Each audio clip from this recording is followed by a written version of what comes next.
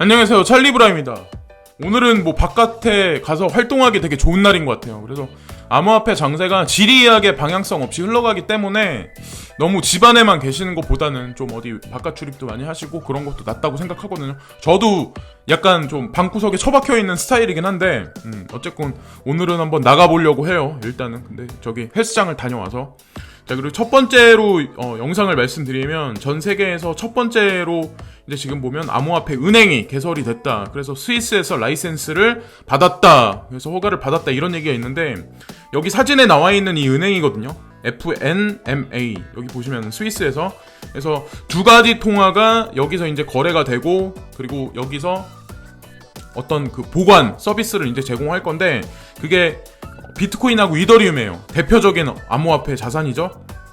그래서 이 두 가지 코인을 거래하거나 이럴 수 있는 어떤 두 가지 통화가 있는데 일단은 달러하고 유로만 일단 적용돼서 할 거다. 근데 저는 이례적이라는 생각을 되게 많이 하거든요. 이런 뉴스를 보면서. 그래서 우리가 생각하고 있는 방향이 맞지 이제 시간만 계속 딜레이 될 뿐이지 방향은 서서히 제도권 수용에 관해서 되고 있다라고 이제 생각하는 거에 관한 어떤 그런 뉴스가 아닐까라고 이제 생각을 하는 거고.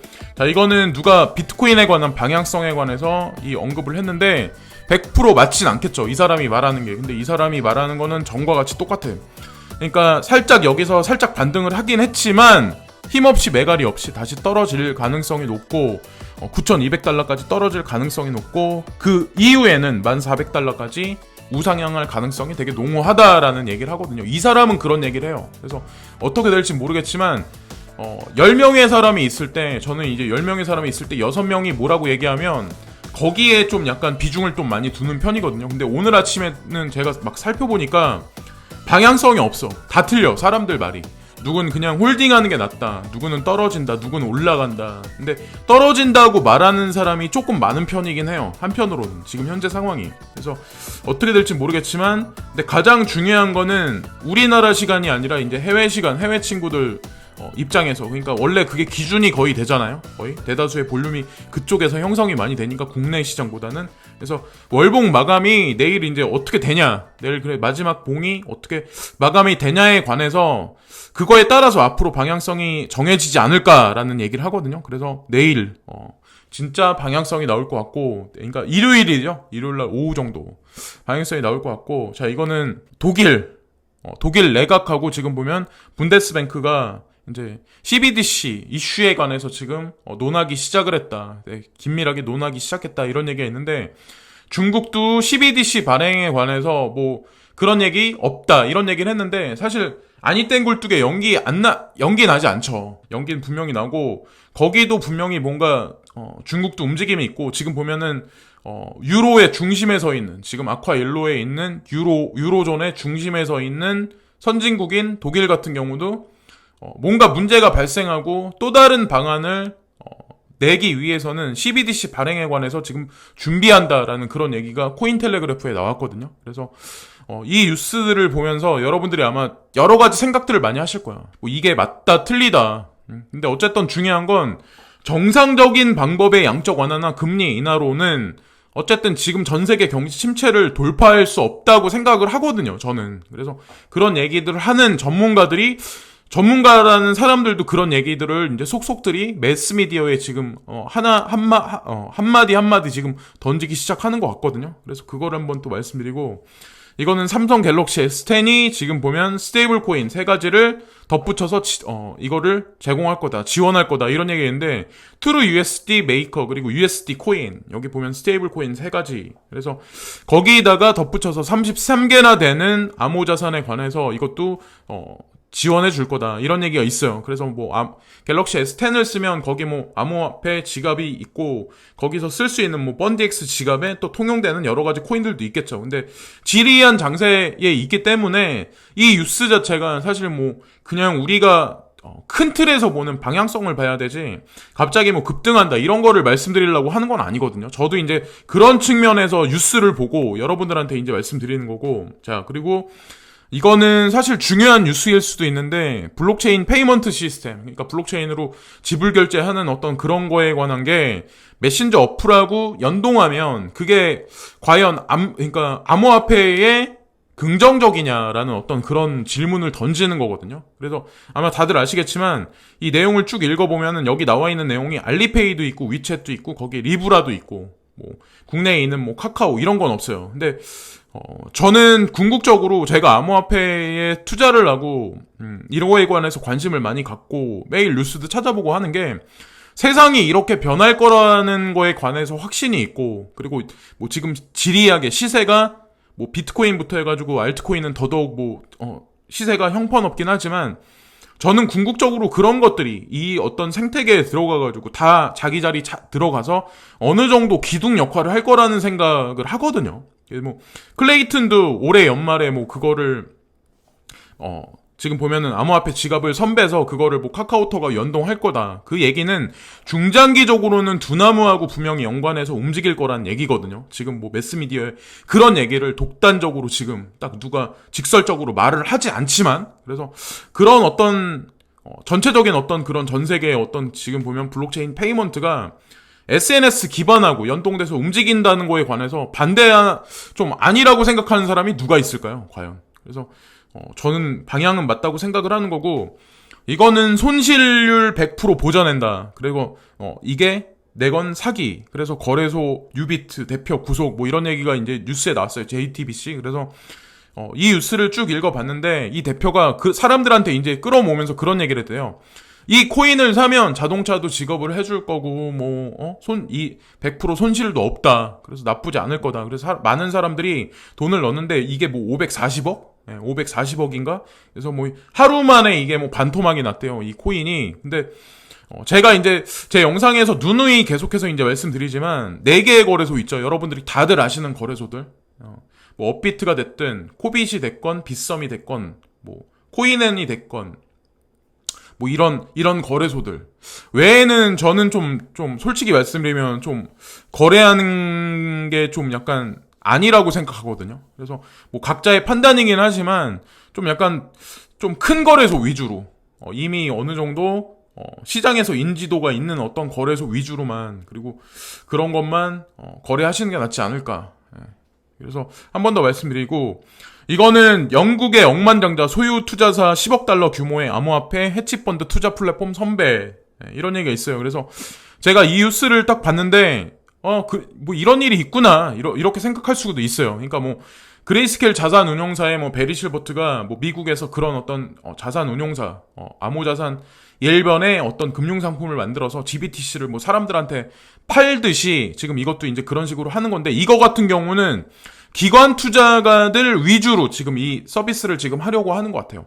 그래서 이게 커스터드 서비스하고도 분명히 연관 관계가 있을 텐데 제가 이 밑부분에 보니까 되게 의미심장한 거를 하나 찾았는데 엘 우드 에셋 매니지먼트는 앞서 투자관리 회사 인베스코와 협력해 런던 증권거래소에 블록체인 상장 지수 펀드 ETF를 선보였다라는. 그러니까 베리 실버트만큼 어떤 그레이스케일 자산 운용사만큼일지 자산 규모가 그런 건 모르겠지만 어쨌건 영향력이 되게 작은 건 아니거든요. 지금 보면은 런던 증권거래소에 블록체인 ETF까지 본인들이 상장시킬 정도면 그래서 사실 지금 현재의 상황이 썩 좋지 않은 건 사실이긴 하지만 제도권 수용에 관해서 그리고 어떻게 보면 벡트 거래소 오픈이 눈앞에 있기 때문에 이런 어떤 비리비리한 장세가 지금 이어진다고 생각을 해요. 오히려 그게 호재가 아니라 어떻게 보면은 시장을 한번 이렇게 한번 함정을 파가지고 개인 투자자들 한번 눌러놓고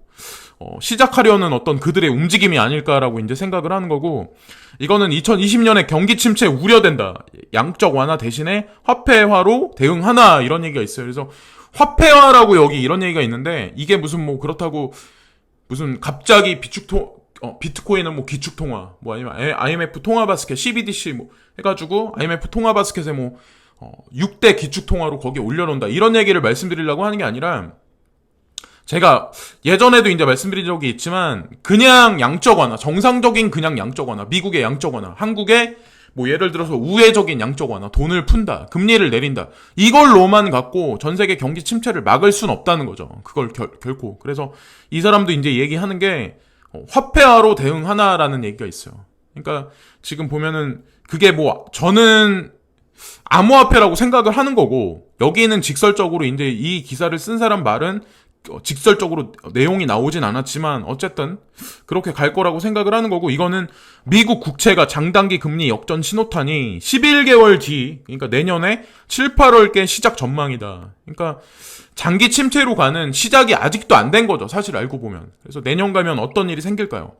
그러니까 암호화폐는 뭐 솔직히 그래요. 저는 어떤 일이 터지기 직전에 이 제도권 어떤 전 세계를 움직이는 그림자 금융 세력들이 그거에 대한 해지 자산이나 지금 현물화폐를 대신하기 위한 그런 어떤 보조 장치로 지금 이거를 만들어서 중심축으로 옮겨가기 직전이라고 생각을 하는 거지, 이게 뭐 갑자기 생뚱맞게 태어났다는 생각은 안 하거든요. 제가 예전에 제 영상에서 말씀드렸다시피 비트코인의 탄생이 그래서 그런 식으로 생각하시는 게 어떨까. 그래서 금융위기, 없는 침체, 예측 밖기업, 몇몇 기업, 나라, 빚 못 갚는다 할 것 여기 나와 있는데, 미국도 마찬가지, 중국도 마찬가지, 한국도 마찬가지. 전 세계에 있는 대부분의 나라들은 아마 지금 빚을 못 갚을 거예요. 우리나라도 2023년인가? 그때가 되면은 뭐 천조인가? 빚이? 우리나라가 갚아야 할 빚이? 천조인가 되는 어떤 그렇게 쌓인다고 하던데, 지금도 800조인가 된다고 저는 알고 있거든요. 그래서 어쨌건 시간은 우리한테 시간이 흘러가면 흘러갈수록 암호화폐 투자자한테 나쁘지 않다 생각을 하는 거고, 삼성 3대 축 영업이익이 반토막 났다. 금융위기 때보다 심각하다.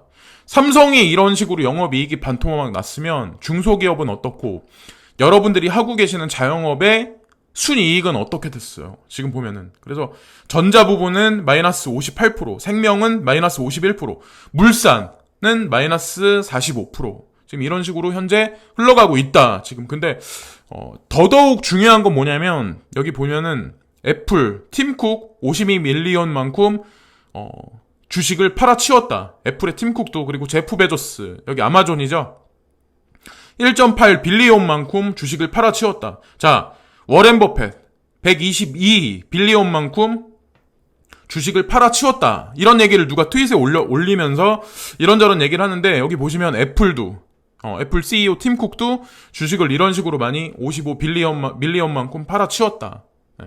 마찬가지예요. 그러니까 우리나라만 지금 경제가 그렇게 썩 좋지 않은 게 아니라 전 세계가 지금 마찬가지라는 거죠. 지금 보면 미국도 마찬가지다. 제프 베조스도 이런 식으로 지금 이게 1.8 빌리언인데 이게 이혼한 부인한테, 전 부인한테 위자료 지급하려고 판 건 아니잖아요. 그죠? 그건 이미 지난 거고. 자, 그걸 말씀드리고, 이거는 또 이례적이라서 이거 아마 여러분들도 다들 이미 이거는 예상하셨겠지만, 미군 기지 조기 반환, 미국 압박 카드 꺼낸 정부. 여기 보시면은 NSC 기지 5곳 절차 추진키로, 용산 기지는 2019년 내 반환 개시, 한미 지소미아 갈등 증폭 양상, 안보 현안과 무관, 선거, 여기 나와 있는데, 결국에는 중장기적으로 아마 여러분들이 그리는 그림도 아마 그러시겠지만, 미군이 점진적으로 빠지고 있는 거는 맞는 거예요. 지금 보면 뭐 여러 가지, 여기 있는 뭐 캠프, 용산 캠프, 그리고 인천 부평에 있는 캠프, 뭐 여러 가지 것들을 점점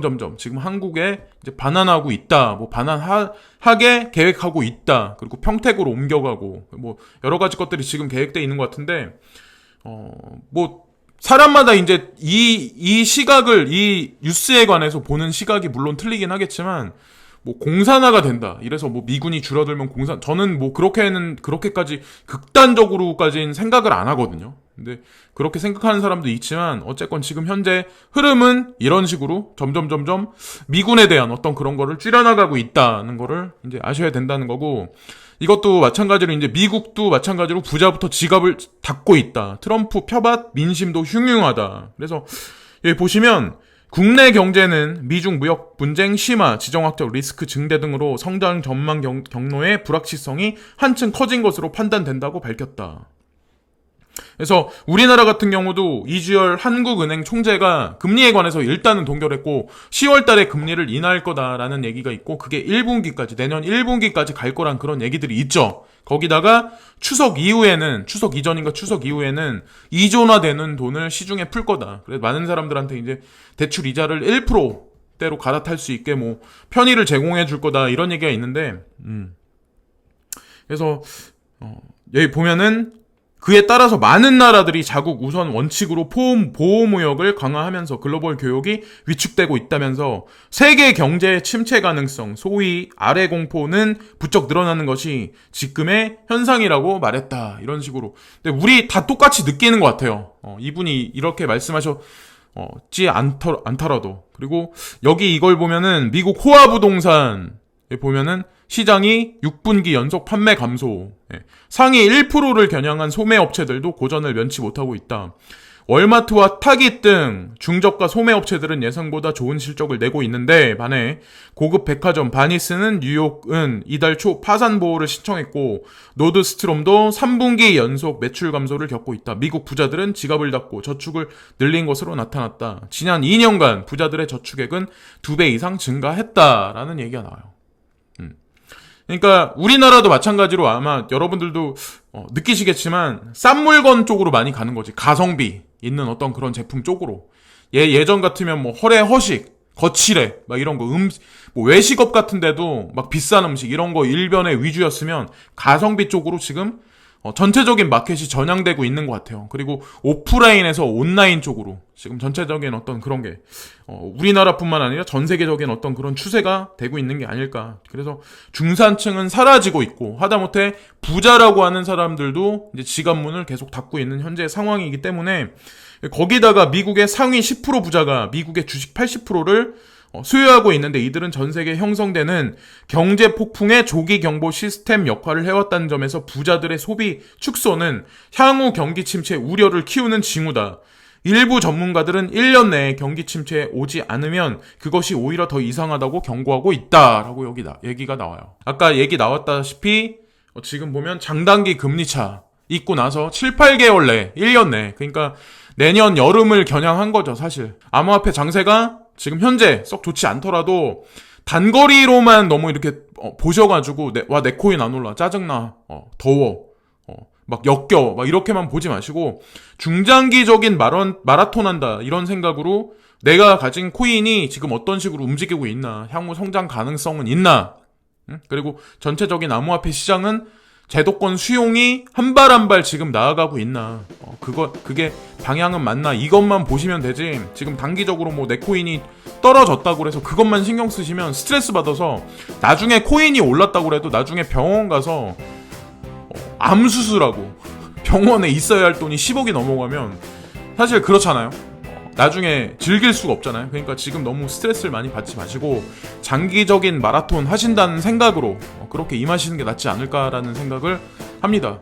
그래서 제가 가진 견해가 이제 저도 그냥 일반적인 어떤 그 시각으로 제가 뉴스를 그냥 전해드리려는 거지 제가 뭐 특별하다고 생각해서 저는 유튜브 하고 그런 건 아니거든요. 제가 오전에 일어나서 뉴스를 이런 거 저런 거 보면서 그냥 느끼고 그냥 찾아보고 그런 거를 그냥 공유하고 같이 공유하자 어떤 그런 의미에서 하는 것이실 뿐이에요. 그리고 유튜브에 관해서 뭐 예를 들어서 호기심을 가지고 계신 분들 나도 이런 거 하고 싶다 하신 분들은 그냥 당장 시작하세요. 겁먹지 마시고 누가 뭐 악플을 다네 막 이러네 저러네 막 이런 거 생각하지 마시고 시간이 되신다. 그리고 나는 뭐 어떤 앞으로 플랫폼적인 어떤 그런 쪽에 뛰어들어서 중장기적인 어떤 그런 관점에서 이익 추구도 하고 많은 것을 한번 해보고 싶다라고 생각하시는 분들은 주저주저 마시고 그냥 당장 채널 개설하시고 하세요. 그냥 저는 적극 응원합니다. 지금까지 찰리 브라운이었고 오늘도 즐거운 하루들 되시고 지리한 장세 속에서 너무 침울해하지 마시고요. 항상 진심으로 감사합니다.